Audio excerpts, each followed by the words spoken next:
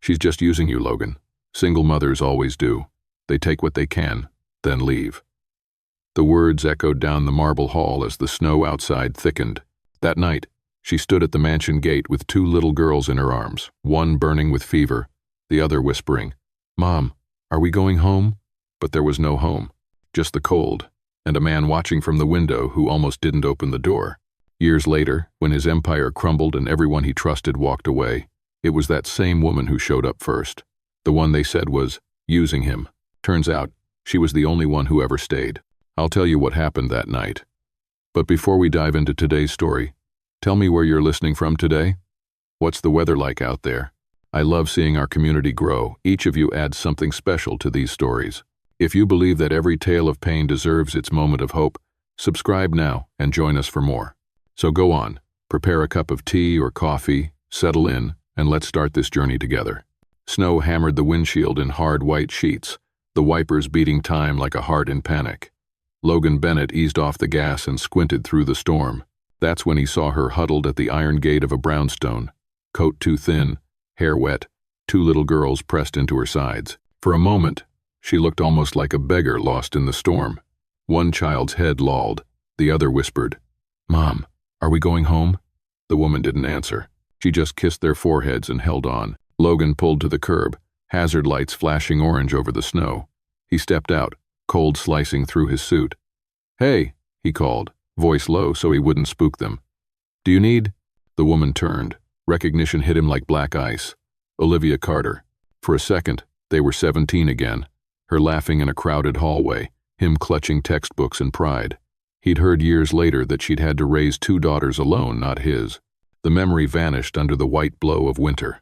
"Logan," she breathed, shock and shame burning together. "Please, just drive." The smaller girl sagged in her arms. Fear overrode everything. He slid one arm under the child's legs, the other around her back. She was burning. "Hospital," he said. "Now." I can't."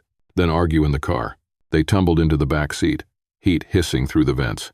The twins' names fell out of Olivia's mouth between kisses and prayers. Hazel, Harper, like a rhythm she clung to so she wouldn't fall apart. Logan tapped the driver's side app, rerouting to the nearest ER, knuckles pale against the glow.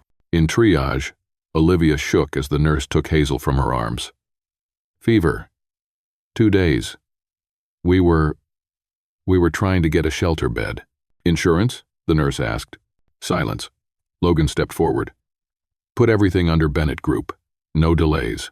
Paperwork blurred. Monitors beeped. Through the glass, he watched Olivia sit between two beds, stroking damp hair, whispering stories to keep fear small. She was thinner than he remembered, but steel ran under the exhaustion. It unnerved him the way she'd been carved down to the truest version of herself. "Family?" a doctor asked. Logan hesitated. "Old friend." The word felt both too much and not enough. Hours later, Hazel's fever broke. Harper fell asleep with a stuffed bear the nurse produced like magic. Olivia sagged in a plastic chair, palms pressed to her eyes. When she finally looked up, Logan was there with 2 paper cups. "It's just tea," he said. "The coffee's a crime." "Thank you," she whispered, voice husky. "For everything." He should have left it there. Pride told him to. But pride had already lost this round, somewhere back in the snow. "You can't go back out tonight," he said. "There's a storm warning. Come to my place, just until morning." "I don't want charity." "It isn't charity." He swallowed. "It's common sense." Her jaw tightened, the old queen of everything defiance flashing, then fading beneath a mother's math of risk. She nodded once. Just one night, while discharge forms printed, Logan drifted to the end of the hall and stared into the dark pane of a window. His reflection hovered over the storm. He could still hear himself from earlier that day, standing under chandeliers, microphone catching every syllable. "I don't fund failure. Anyone who wants to survive should learn how to stand up on their own." Reporters loved it. Investors clapped. Somewhere in the crowd, Olivia had been there. He'd seen her for a heartbeat, the way guilt folds a person smaller. He'd walked past with a smile sharp enough to cut. Now, fate had dragged that sentence across his throat and made him taste it. They left after midnight. He carried Hazel. Olivia carried Harper. In the back seat, the girls breathed in sync, mouths open, cheeks flushed with fever's retreat. Olivia kept one hand on each of them like a promise. "Where have you been staying?" he asked. "Shelters when there's room, friends' couches, sometimes the subway until morning." She didn't look at him. "I tried to keep them warm." He could have said 100 things. He said none. The mansion gate slid open on silent tracks. Snow spiraled in the security lights. Olivia stared up at the house, stone and glass, a cathedral to control, and went very still. "It's just a roof," he said, reading the doubt on her face. "Nothing more." Inside, he took blankets from a linen closet and led them to a guest suite near the back, away from the cold echo of the grand staircase. Olivia tucked the girls in, pressed her forehead to each small temple, and stood there listening to their breaths even after they'd fallen into sleep. When she turned, Logan was in the doorway, hands in his pockets like he didn't trust them. "Thank you," she said again. And the words weren't small this time. They were heavy. He nodded. "There's a bathroom through there. If you need anything." She glanced around the immaculate room. "It's more than enough." He stepped back into the corridor, the house swallowing his footsteps. He had built a life out of polished surfaces and locked doors, out of numbers that erased history and strategy that erased feeling. It had worked, until tonight. Now this fortress felt like an exhibit of a man he used to be. In his office, the city glowed beyond the trees, a bruise of light against the storm. He loosened his tie and sat in the dark, hearing his mother's voice in memory. "Home is what we make presentable." He'd believed her. He'd made everything presentable. But home had just arrived, soaked and shivering, carrying 2 children who whispered the truth he'd tried to ignore. Strength isn't cold. It's warm enough to share. Down the hall, Olivia shifted in a chair beside the bed, refusing to sleep before her daughters woke easy. Logan stood at the doorway and watched her for a quiet moment, the fire from the small hearth catching the edges of her face. Years ago, she'd laughed at him and walked away. Tonight, he'd almost done the same. Almost. He left his business card on the dresser with a handwritten line. "If you need a doctor, call this number. If you need a ride, call me." When he returned to the marble foyer, the storm was still raging. He caught himself in the mirror tie, undone, hair damp, pride dented, and almost didn't recognize the man looking back. He'd always said fate was for fools, but fate had found him anyway, on a night when the city disappeared into white, and the only thing that mattered was whether he would open a door. He unlocked it. And somewhere between the hospital and this hallway, the price of pride finally felt too high. Morning broke gray over Manhattan, the kind of light that made even the skyline look tired. Olivia woke to the antiseptic smell of hospital sheets and the quiet hum of machines. The storm outside hadn't stopped, it had only thickened. On the nightstand lay a folded note in neat, slanted handwriting. "The car is waiting downstairs. Stay at my house at least until the blizzard clears." She ran her thumb across the words, then looked at her daughters asleep beside her. Harper was curled up under a thin blanket. Hazel's breathing still came in soft, uneven sighs. When Hazel coughed, Olivia made her choice. Pride was a luxury she couldn't afford right now. The sedan idled at the curb, engine purring, heat already flowing. The driver opened the door without a word. Olivia helped the girls inside, clutching their worn duffel bag like a lifeline. As the car pulled onto Fifth Avenue, the city slid by Christmas lights half buried in snow, people rushing with heads down, the world too big for someone who'd been living out of shelters. Across from her sat Logan, coat draped across his lap, phone in hand but untouched. For the first time, she noticed the tiredness in him controlled, hidden beneath tailored silence. Outside, bridges rose and fell beneath them, until the city lights thinned into white fields. The Bennett estate appeared at the end of a long, winding drive, grand stone walls, iron gates, and windows that glowed gold like some fairy tale fortress. Inside the car, Logan's voice broke the quiet. "People say home is where someone waits for you," he said quietly. "But for me, home is where control lives." The gates opened. Olivia didn't answer. Her daughters pressed their faces to the glass, whispering in awe. "Mom, it looks like a castle." To her, it looked like a cage made of light. The front doors opened before they reached them. Eleanor Bennett stood poised in the doorway, tall and immaculate in cream wool, pearls glinting at her collarbone. Her tone was cool, not cruel, yet every word cut clean. "Who is she?" Logan took a measured breath. "Guests." Her eyes dropped to the 2 little girls clutching their mother's coat. "This house is not a shelter, Logan." "It's a house," he replied evenly. "And it's snowing." Eleanor's stare lingered, sharp as frost. "Your father worked his entire life to keep this name respectable, and I'll keep it that way," he said. "They'll leave when the storm does." The air thickened. Olivia stepped forward. "Thank you for letting us stay." We'll be out of your way." Eleanor didn't respond. She turned and walked down the hall, her heels tapping like punctuation marks of disapproval. Later, Olivia unpacked a few clothes for the girls and tried to help with small chores. She wanted to earn her keep, even if it was just for one night. The twins, restless from the long car ride, wandered into the parlor. A crash broke the silence. The antique vase, a slender blue heirloom, lay in glittering shards on the marble floor. Eleanor's voice sliced through the air. "Do you have any idea what that piece was worth?" Olivia froze. "I'm so sorry, Mrs. Bennet." "They didn't. People like you are always sorry," Eleanor said, every syllable honed to humiliate. Logan stepped into the doorway. "Mother," he said, voice low but firm, "it's just porcelain." Eleanor turned, disbelief flickering in her eyes. "It was your father's, and he wouldn't have wanted kindness punished over it." For the first time in her life, Eleanor Bennet was speechless. Olivia stood still, shame flooding her cheeks. It wasn't the scolding that hurt. It was being the reason a mother and son stood on opposite sides of the same room. That evening, as the snow eased into a soft fall outside, another visitor arrived. Charlotte Whitmore glided in with a bouquet and a camera-ready smile, her perfume filling the air like expensive smoke. "Eleanor," she sang sweetly, handing over the flowers. "The board's been buzzing. Apparently Logan brought someone home?" Her eyes found Olivia wiping the counter. Charlotte's smile widened, practiced and poisonous. "Oh, how lovely. You must be helping around the house. You're very good at it if you'd like. I can recommend you for a permanent position." Olivia blinked, throat tight, but said nothing. Logan appeared from the hall before his mother could reply. "She's not staff, Charlotte. She's a guest." Charlotte's lips twitched. "Of course, I just thought—" "I know what you thought," he said, and walked past her. Eleanor said nothing this time, just watched him go, unease blooming behind her composure. That night the house quieted. Olivia sat by the fire with Harper and Hazel, teaching them to trace letters in a notebook. Their laughter rose softly, echoing off high ceilings that had known nothing but silence for years. Logan paused outside the room, watching unseen. The light bathed them in gold, the mother's bent head, the girl's small hands, the warmth he'd long forgotten. He thought of his own childhood in that same house, cold dinners, endless lessons on how to be above everyone else. It had never felt like home, only a place where weakness wasn't tolerated.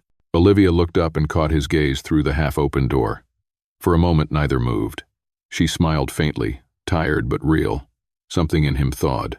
Much later, the storm eased. The mansion slept. Logan walked the quiet corridors, his reflection trailing behind in every polished surface. When he passed the guest room, he saw the door slightly open. Olivia slept between her daughters, their small hands resting over hers. He stood there longer than he meant to. "I've lived in this house for 32 years, he whispered to the dark. "But tonight, it finally feels alive." And outside, snow fell in slow, silent flakes, softening even the sharpest edges of the Bennet estate. Morning poured across the marble like cold milk. Logan descended the sweeping staircase and stopped halfway. Laughter high, bright, messy, bounced off the gold leaf cornices. Harper and Hazel chased each other across the hall rug, their socks sliding, their giggles ricocheting into corners that had only ever held quiet. At the base of the stairs, Eleanor pinched 2 fingers to her temple and told the butler, "I don't pay salaries to hear children." Logan's mouth twitched despite himself. For the first time, the house sounded alive. He found Olivia in the small sitting room off the kitchen, laying out 2 pieces of toast and pouring milk into mismatched mugs someone had rescued from storage.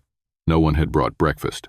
That had been the point. She'd made do without asking. The twins clapped when they saw him, then froze, unsure of the rules here. Logan sat, broke the toast in half, and ate with them. When he looked up, Eleanor stood in the doorway, caught between insult and surprise. She called him into the corridor. "You are trading our name for pity. I'm learning how to be a person again," he said. The words surprised even him with how true they felt. Later that morning, Charlotte arrived, all perfume and paper smiles, arms full of magazines and pastries tied with silk ribbon. She kissed Eleanor's cheek, then drifted toward the kitchen with a small gasp of discovery, as if she'd stumbled into a scandal. "You must be Olivia," she said, bright as glass. "Logan is generous. In our world, generosity is a kind of investment." "I'm grateful for a warm night," Olivia said, keeping her eyes on the sink. Charlotte held up her phone. "Such sweet faces," she murmured, angling a shot of Olivia rinsing bowls while the twins leaned on her hip. The tabloids adore a human interest angle. Olivia's spine tightened. Please don't photograph my children. Oh, of course. Charlotte lowered the phone with a sympathetic tilt that fooled no one. Outside in the foyer, the device vibrated twice as her message went out. Bennett brings mystery woman and twins home. A picture followed, stolen in the reflection of the oven door.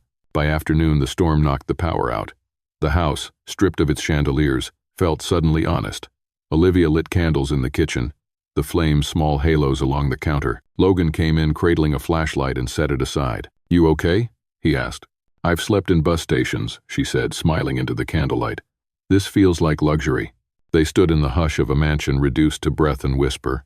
Do you ever get lonely in a place this big? She asked. I don't have time to be lonely. That sounds lonelier than being alone, she said softly, and the truth of it landed between them with a gentle weight. When the power returned, so did the noise of the outside world. A headline pinged Eleanor's tablet. Bennett's new charity case? Photos flashed Olivia's profile, the girl's curls, the black car at the gate. Eleanor's jaw set. Pack the guest suite, she told staff. They leave tonight. And Charlotte, seated on the edge of a chaise, squeezed Eleanor's hand. It's for the best. The longer they stay, the harder it will be to fix. Logan walked in before orders could become action. If they go, I go with them, he said. He wasn't raising his voice. He didn't need to. Eleanor stared, stricken by the unfamiliar math of a son she no longer solved. For the first time, she said nothing. Near midnight, Olivia paused in the corridor outside the music room. Voices leaked through the door, Charlotte's satin whisper and Eleanor's clipped regret. He's weak where image is concerned, Charlotte cooed. He wants to be seen as kind. He wants to be his father, Eleanor said. He has forgotten the cost. Men forget, Charlotte replied, but they always return to where they belong. Olivia stepped inside, chin lifted. I won't stay where I am not wanted. I won't be the reason your son loses sleep. Charlotte's smile curved. Victory scented. Eleanor looked relieved. Logan's shadow filled the doorway behind Olivia. You're not leaving because they're uncomfortable, he said, and his voice had iron in it now. You're staying because I asked you to. Don't let anyone who's never carried your weight tell you what you are. Something fragile and stubborn inside Olivia steadied. Then stop carrying it for me, she said. Let me earn my place. Start with breakfast tomorrow, he answered. At the table. With me. Before dawn, Frost scratched the windows. Olivia woke to muffled squeals and padded to the back garden. The twins, mittened and red-cheeked, stood beside a lopsided snowman while Logan rolled the base of another, snow clinging to his coat sleeves. Chin up, coach, he told Harper, handing her a carrot. We need executive decisions on facial features. 2 buttons for eyes, Hazel decreed, serious as a judge. Olivia laughed without meaning to. The sound startled her. It filled the cold morning like steam and drifted up past the bare branches. She watched them there, her daughters and the man who once walked past her without blinking, and felt a low, new rhythm start beneath her ribs. Between gilded walls and marble floors, her heart made a sound she hadn't heard in years. It beat. By noon, the house woke into its routines. Staff gliding like clockwork, emails stacking in inboxes. The world remembering it had claims on Logan Bennett. He retreated to his office and shut the door. I want everything on Jake Miller, he told his attorney. No leaks. If he shows up, I don't want him threatening her or the girls. He paused, listening to the legal plan unfold: paternity, restraining orders, custody protections. Do it clean, he said, and ended the call. The latch clicked. Olivia stood in the doorway, pale. You want everything on Jake? It isn't what you think, he started. I think you're buying safety, she said, voice careful as a blade. And maybe buying me. That's not, but the house had already begun its chorus. Phones buzzed down the hall, headlines piling up. Logan Bennett to fund shelter after PR disaster. Mystery mother and twins at billionaire's estate. Photos they hadn't posed for. Stories they hadn't agreed to live. Eleanor appeared with the tablet held like evidence. Do you see? The mercy you worship has teeth. Charlotte Mufasta.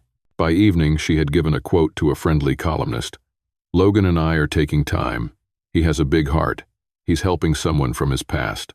The article painted her as gracious, Logan as reckless, Olivia as a shadow cast for effect. Olivia read it on her phone at the kitchen counter, the screen glowing sickly. She went to Logan with the device trembling in her hand. What am I to you? She asked. Be honest. 1. He looked at her, not at the phone, not at the noise, but at her, and felt something real and human and terrified crash into his sternum. He should have said the simple, impossible truth. You are not a narrative. You are the point. Instead, he reached for an explanation and found none that didn't sound like strategy. He said nothing. Silence can be mercy. Sometimes it is a knife. She nodded once, the kind of nod that closes doors gently, so they don't slam. That night she packed the 3 shirts the girls loved and the book with bent corners. She left a note on the dresser where he'd left his card days before. Thank you for the roof and the heat. I won't be the reason you wage war with your family. I won't be anyone's campaign. Oh. By the time Logan realized the guest room was empty, the gate cameras had already captured the rideshare, leaving in a smear of taillights. He stood in the foyer, keys useless in his fist, and listened to the echo of an engine he couldn't chase fast enough. In the back seat of a stranger's car, Olivia watched the estate recede, the twins asleep against her shoulders.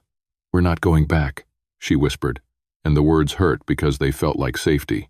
The city did what it always does. It fed. Olivia Carter flees Bennett Mansion. A paparazzi shot of Logan stepping into a town car became proof of guilt. Charlotte appeared on the steps of a museum, chin soft, voice tender. Logan is under pressure, she told microphones. I support his choices. Eleanor, for once, didn't join the theater. She stood alone in the music room and stared at the piano lid where dust spelled out how rarely anyone had sat down to play. Night folded itself over the mansion. In the kitchen, a small cake sat in a glass dome, the one Olivia had baked with the girl's lemon, with a glaze too thin. Logan picked it up and set it down and didn't know what to do with his hands. His phone rang and rang investors, publicists, his mother, Charlotte, journalists. He turned it face down. He thought of the first night, snow driving sideways, a fever burning through a tiny body, a mother holding on, and how simple everything had been then. Open the door. He was not simple now. He was a man who had meant to protect and had become a storm. In his office he found the latest profile of him, Bennett's. A dynasty reforged, and tore it straight down the center. Another tabloid with Charlotte's smile split along the glossy crease. He fed the pieces to the fireplace. The paper caught, curled, blackened. Flame licked across Charlotte's perfect mouth and then across his own printed eyes, until the room held only the sound of burning and his own breath. He left a message with his assistant and another with his board. Freeze everything, he said. No press, no deals. For the next few weeks, I'm not taking calls. He shut the laptop and listened to the house settle into a colder kind of quiet. Outside, the weather turned. Snow began again, soft at first, then insistent, falling the way it had the night they met at the gate of that other life. He stood by the window and watched the flakes smudge the glass. He had told himself he saved her from the storm. The truth had arrived like winter. He had dragged her back into one. The first night, he had carried a child through the door and felt something old wake up. Tonight, as the storm rebuilt itself over the city, she carried that waking thing away. He touched his palm to the cold pane and let the glass take the heat from his skin, thinking of the only sentence that still made sense. He had mistaken control for care, and silence for strength. The snow fell harder. Somewhere in the white, a car carried a woman and 2 sleeping girls toward a future that did not include him. He closed his eyes and let the truth echo until it hurt enough to change him. A month later, New York glittered like nothing had happened. Logan drove beneath a midnight blue sky, the rain scrubbing neon into long strokes of light. At Columbus Circle, a billboard rose above the traffic. The Single Mother's Shelter campaign, Olivia's face in soft focus, the twins on either side, cheeks pressed to her shoulders. He pulled to the curb and watched the screen cycle.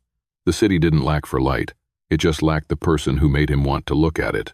The noise had faded, but the damage held. Investors wanted statements, partners wanted certainty, and the board wanted Charlotte at his side to steady the optics. In the conference room, someone used words like rebuild narrative and restore legacy.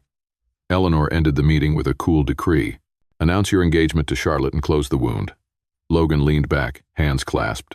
If stability requires a lie, he said, I'll take uncertainty. The sentence landed like a door closing.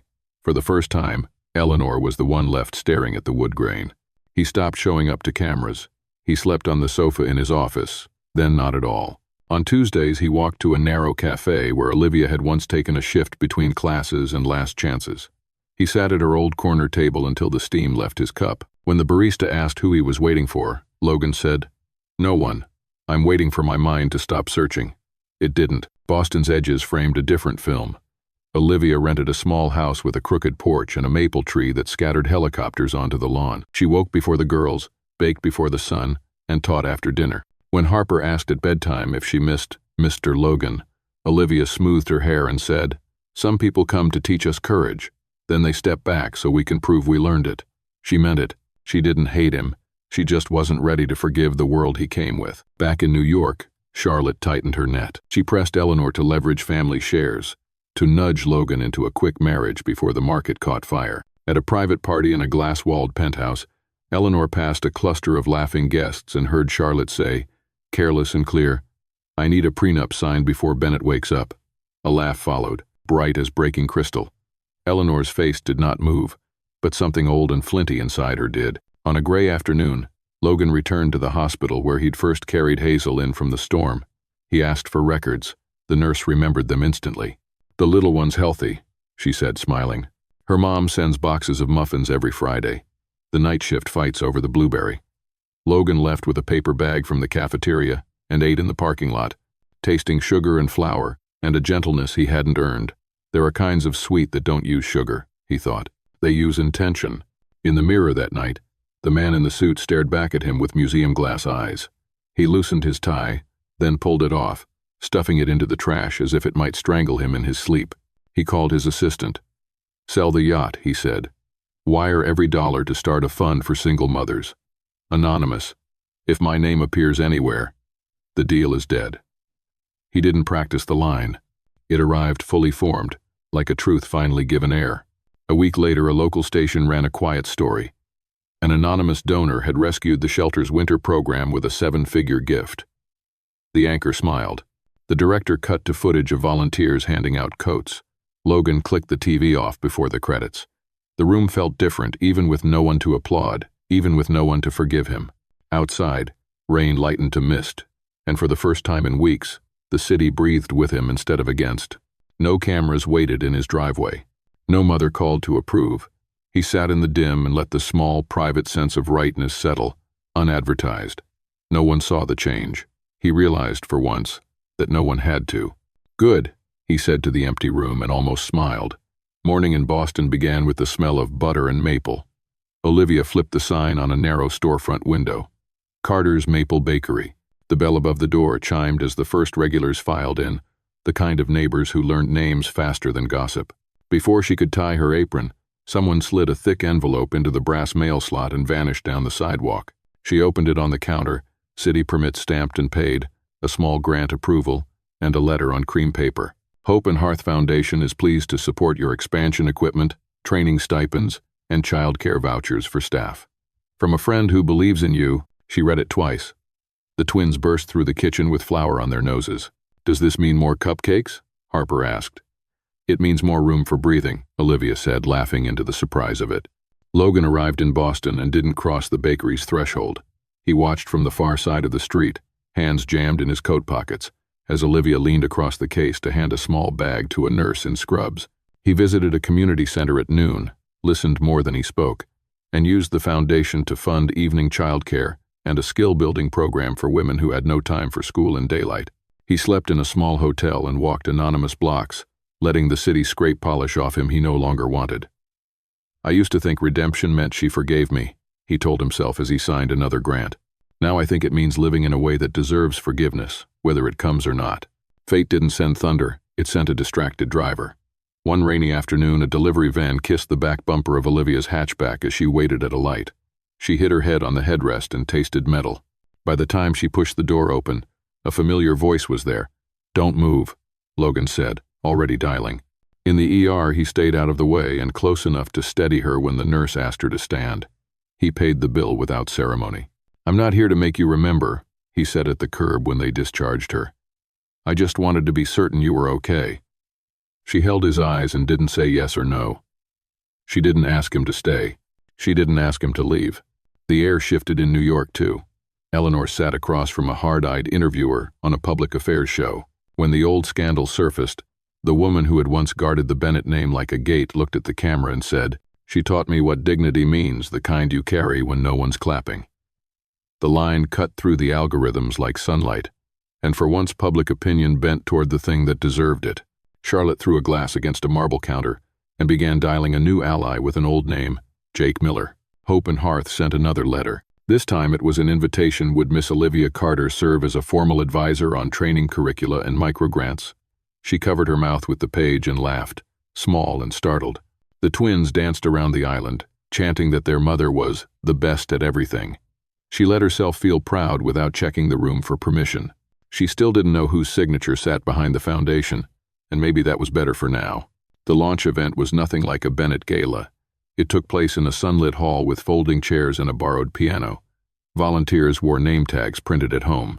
When the MC introduced the founder, applause rose like wind through leaves. Logan walked out in a dark suit without the armor of gloss, and for a heartbeat the room thinned to a narrow aisle between two people who had once been Winter. He didn't look away. "Someone told me," he said into the mic, "that helping isn't saving. It's believing someone can save herself and making space for her to do it." He didn't use her name. Everyone in the hall turned to find her anyway. Olivia felt tears find their own path, not because she was broken open, but because something had knit back together stronger. Afterward, he crossed the lobby to her. He didn't reach for her hands. "I'm not asking for forgiveness," he said. "I'm asking you to be happy. Whatever that looks like." "I'm trying," she said, voice quiet and steady. "Maybe you should too." They moved past each other in the corridor, parting like people heading to different trains. Sun flooded the glass, laying long rectangles of light across the floor. In one of them, for a breath, their shadows touched. There are threads you can't see and can't sever. Even when they snap, kindness finds the ends and worries them back together, one patient knot at a time.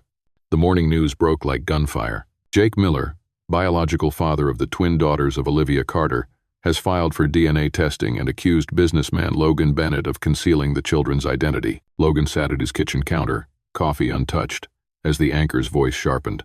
Another clip rolled across the screen, Charlotte's smug face overlaying footage of Olivia handing an envelope to a charity worker. "Exclusive video proves Bennett paid off his former flame," the segment declared. Within hours, hashtags bloomed like weeds. Logan called his assistant to cancel meetings, but the storm was already outside. Reporters clustered around the Bennett Group's glass doors. Flashbulbs cut across the morning fog. Jake Miller walked through them wearing sunglasses and a grin meant for cameras. "Just here to claim what's mine," he said. Inside, Logan waited behind his desk, hands steepled. "If you came for money, you'll leave with nothing," he said evenly. Jake leaned forward. "You think I want your scraps? You took my family. You gave them away," Logan replied. Jake's laugh cracked. "And what did you do? Turn her into your charity project so you could look clean again? Don't fool yourself, Bennett. She'll never believe in men like us." Security escorted him out, but the words hung in the air like smoke. By afternoon, Charlotte made her move. She sent Olivia a polite invitation, woman to woman, to meet at her hotel. When Olivia arrived, Charlotte greeted her with champagne and a camera crew waiting down the hall. On the muted TV, Olivia's blurred image replayed again and again under the headline, "From Shelter to Scandal." Charlotte smiled over the rim of her glass. "You're famous now. How does it feel to finally be worth a headline?" Olivia stared at her reflection in the glass table, steady but trembling inside. "You think I need the public to like me? I just need my children to know their mother didn't bow." Charlotte's eyes flashed. She threw the drink, crystal shattering, red staining the carpet. Her hand lifted, palm open, but before it fell, the door burst wide. A photographer caught everything, the fury, the glittering shards, Olivia frozen mid-step. Charlotte stumbled back as the flash went off. The next morning, the pictures were everywhere. Harris strikes charity mother, during confrontation. It turned out the photographer worked for Logan's private investigator, the same one he'd hired months ago to trace Charlotte's leaks. The city turned. For once, the sympathy shifted. Eleanor called a press conference before her son could. She stood at the podium of a marble atrium, pearls gleaming like armor. The first question came sharp. "Mrs. Bennett, are you protecting a woman who deceived your family?" She didn't blink. "No," she said. "I'm defending a woman who taught me what dignity looks like, something I once mistook for privilege." Silence swallowed the room. The live broadcast cut to Olivia watching backstage, tears making her vision swim. When the applause started, it felt like rain breaking after months of drought. Security entered with Charlotte moments later, handcuffed, escorted for questioning on charges of falsifying evidence and media manipulation. Cameras turned to her as she hissed through her teeth. Eleanor didn't look at her once. Logan walked onto the stage beside his mother. "There's one last clarification," he said. "Every dollar donated to Hope and Hearth has been in Olivia Carter's name from the beginning. If anyone believes that came from love, they're right. And love is not a scandal."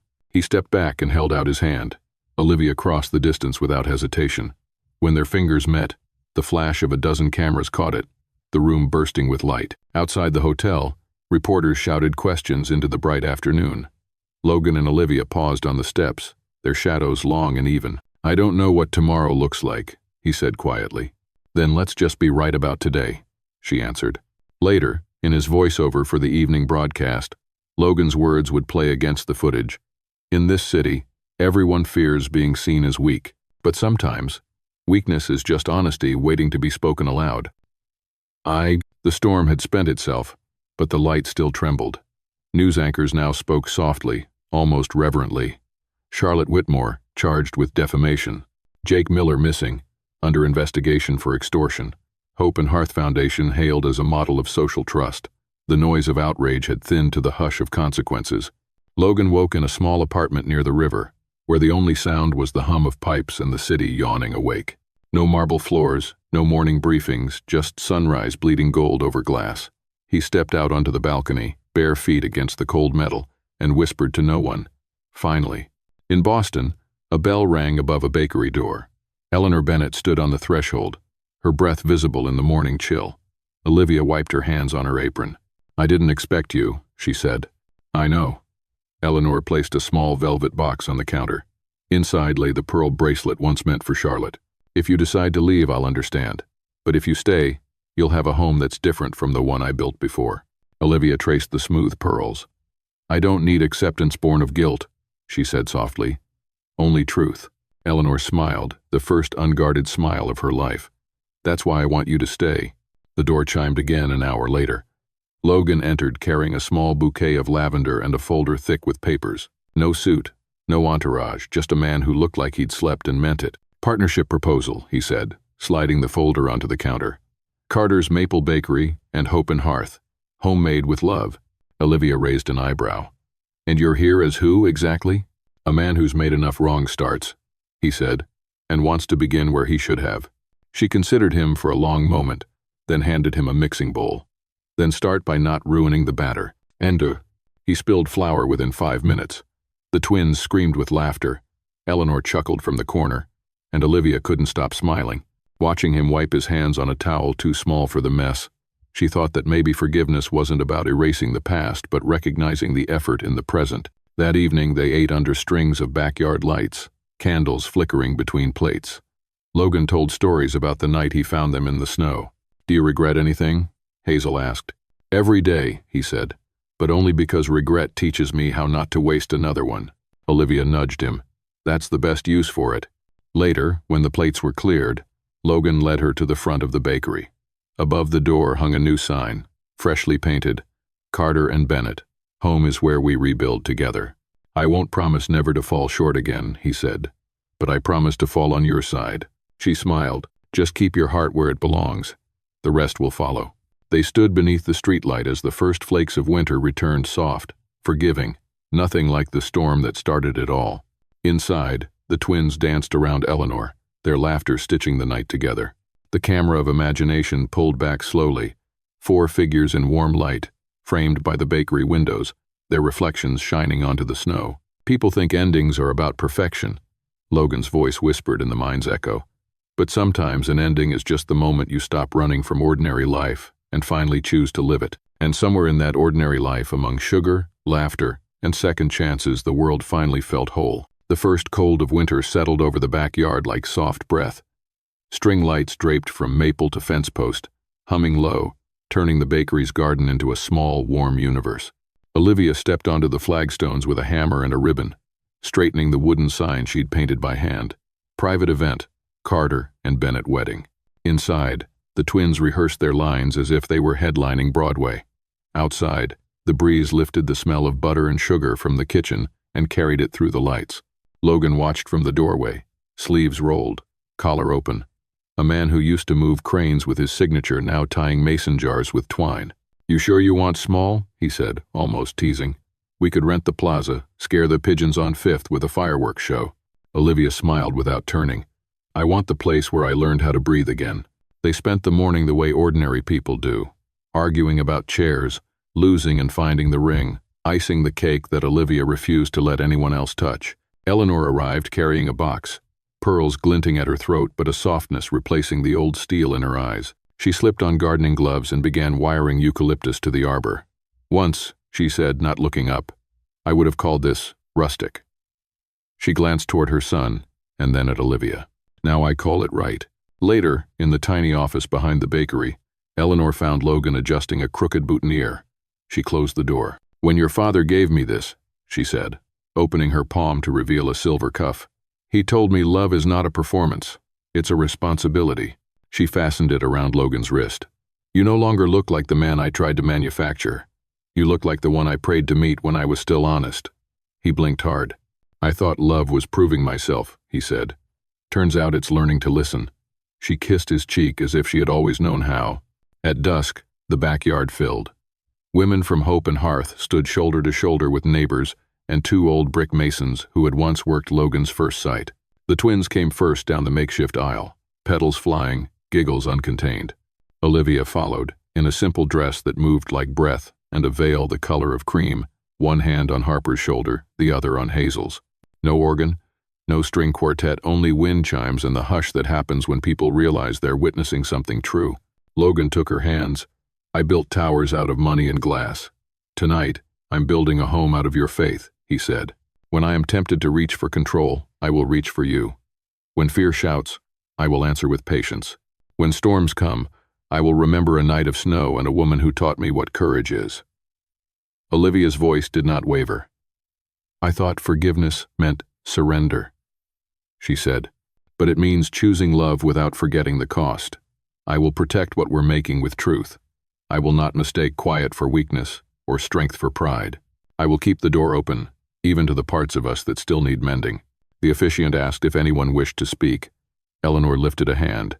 She faced the guests, then Olivia. "I feared the world's opinion and nearly lost my son to it," she said. "Today I fear only losing the woman who taught me what self-respect is." She did not need our name. We needed her dignity. Silence first, then a rising swell of applause, not polite but relieved, as if a breath the whole street had been holding finally released. Eleanor folded Olivia into her arms and held on. They exchanged rings under the warm net of lights. When the kiss broke, the twins whooped like they'd scored the winning goal. The band was a Bluetooth speaker. The dance floor, a slice of flagstone. The menu, meatballs in a borrowed crock pot, and slices of the cake Olivia had baked before dawn. It was perfect. After the last guests left, after Eleanor stacked plates and the twins fell asleep beneath a tablecloth fort, Logan and Olivia sat on the bakery steps. Snow sifted down in patient flakes. "I don't believe in forever," he said, thumb tracing the new ring on her finger. "But I believe in nights like this. I believe in making enough good days to carry us through the bad ones." She leaned her head to his shoulder, listening to the quiet settle. "No soundtrack," she said. "No headlines, just the sound of being alive." Inside, a timer beeped. Somewhere, a strand of lights flickered and steadied. They sat until the cold found them and the last candle drowned in its pool of wax. And they didn't move, because the world finally felt exactly the size of their arms. 6 months later, the sign over the door read Carter and Bennett, homemade with love, and the morning line curved down the sidewalk. A local magazine headlined them, "Where kindness tastes like maple." Inside, Olivia round her now, breath shorter, eyes brighter, balanced orders while Logan wrestled with a new wooden placard. "You spelled home wrong," Hazel announced, delighting in the correction. "Good," Logan said, mock solemn. "Now no one will forget it." December crept over the city in ribbons of frost. Eleanor arrived early with a list and a car full of wreaths. "We're hosting the Hope and Hearth dinner here," she declared, already tying bows. "And I refuse to be outbaked on my first real Christmas." Olivia laughed. "When I first walked into your house, I thought no one laughed there." Eleanor fastened a ribbon and, without looking up, said, "That's because we hadn't met the woman who could warm a room with flour." Invitations piled up for Logan. Keynote here, panel there, a lifetime achievement thing he hadn't earned and didn't want. He turned them down quietly. One afternoon he detoured past the old Bennett Group tower. From the sidewalk, the glass looked the same, brilliant, cold. He watched the revolving door turn and thought of a different kind of turning. A porch light flipping on, a small voice asking for one more story, the scrape of a chair on tile. He walked away before the uniformed doorman recognized him. You don't always leave to disappear, he realized. Sometimes you leave to be found. On a rainy Tuesday, Olivia's breath hitched and didn't level. It's time, she said, steady as storm glass. In the car, Logan's hands shook. At the hospital, fluorescent lights met them like an old, nervous friend. Hours stretched taut, then softened into the cry that cracked the ceiling open. Logan held the boy to his chest and whispered, "Welcome, Carter Bennett," tasting the weight and light of the name. Later, in the dim room, Olivia traced the baby's ear with the edge of a finger and exhaled everything she'd carried since the snow. They brought him home to a house that smelled like cinnamon and pine. Eleanor taped a paper star in the window because the twins insisted the baby needed to see something shining. A month later, they posed in front of the bakery for a family photo, Harper holding a chalkboard that read, "New recipe coming soon, Daddy's favorite." Customers asked what it meant, and a week after that, Logan unveiled Butter Maple Redemption, a pastry that tasted like apology and kept you full until lunch. Christmas Eve drifted in with big, lazy flakes. The sign flipped to closed. Inside, the tree leaned left, the lights were uneven, and no one cared. The table was crowded with people who had once been alone, a bookkeeper rebuilding after a divorce, a nurse who'd adopted 2 sisters, 3 women who laughed too loud because they could. Olivia poured cider. Eleanor told a story about a winter without heat, and the neighbor who lent them a space heater. The twins argued about which cookie shape was luckiest. On the wall hung a photograph of Olivia from a past life back straight at a podium, face fierce in the way of someone who doesn't know yet how brave she's about to become. Once that picture had been ammunition, now it was a crest. Eleanor stood beneath it and spoke so softly the room bent in to listen. "The first time I saw this woman," she said, "I thought she needed saving. Tonight I understand she saved us all from a smaller kind of life." She rested a hand on Olivia's shoulder. No one clapped. They didn't need to. When the guests drifted into the night, Logan banked the fire and turned the sign in the window to face the street. He looked around at faces he loved, at toys on the floor, at a baby hiccuping in his sleep. "I used to think losing everything would finish me," he said. "Turns out it was the only way to start in the right place." Olivia leaned against the counter, the tree lights stitching gold across her smile. "No one is truly lost," she said, "if there's still enough love in the room to rebuild." Outside, snow kept falling, soft and stubborn. Inside, warmth gathered and held. Somewhere between the clatter of cooling pans and the hum of the heater, between a grandmother's humming and a child's whisper, home revealed itself not a mansion, not a headline, but a circle of chairs and a promise kept. And if you listened closely, beyond the hiss of the radiator and the ticking clock, you could hear it. The low, steady pulse of a life put back together, beating exactly where it belonged. Sometimes peace doesn't come from fixing everything, it comes from learning to live gently with what's already here. Life keeps moving, but healing happens in the pauses. Take a moment. Where are you listening from right now? Tell me what the world looks like outside your window tonight. And if stories like this help you breathe a little easier, subscribe and stay with us for more journeys of hope and second chances.